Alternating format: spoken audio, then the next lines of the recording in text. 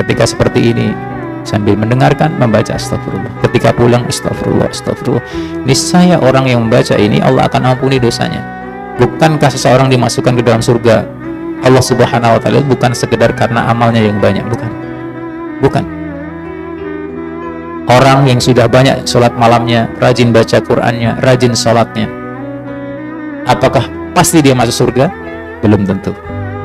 Karena seorang dimasukkan ke dalam surga itu adalah karena ampunan dari Allah Subhanahu wa taala. Orang dimasukkan dalam surga itu kebanyakan adalah karena diampuni dosanya oleh Allah Subhanahu wa taala. Wasari'u ila magfirati min rabbikum wa jannatin ardhas samawati wal ardu uiddat lil muttaqin. Dan bersegeralah kalian mencari ampunan dari Rabb kalian yang surganya seluas langit dan bumi, yang diperuntukkan bagi orang-orang yang muttaqin. Maka jangan pernah kita merasa ujub, merasa sum'ah, bahkan sombong dengan amal-amal yang sudah kita lakukan hari ini. Jangan merasa kita sudah merasa banyak sholat, banyak ngajinya, tetapi kemudian menjadikan kita sum'ah atau ujub, bahkan merasa tinggi daripada yang lainnya. Maka jadilah orang yang tawadhu, orang yang selalu merasa kurang dengan amal kita dan selalu mengharapkan balasan dari Allah Subhanahu wa taala.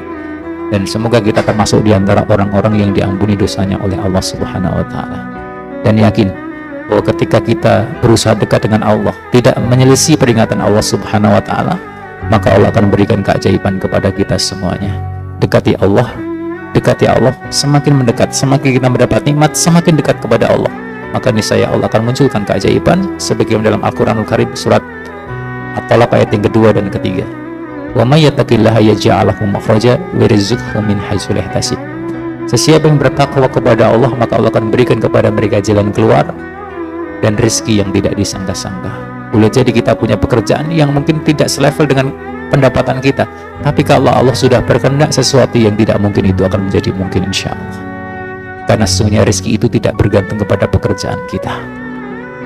Demikian jamaah yang dimuliakan oleh Allah Subhanahu wa taala, semoga Allah muliakan kita, Allah memberikan ketenangan dalam hati kita, kenyamanan dalam hati kita, dan kemudian juga kesehatan kepada kita, kelapangan, dan kemudian rezeki yang berlimpah kepada kita sesuai dengan kebutuhan kita, bukan sesuai dengan keinginan kita.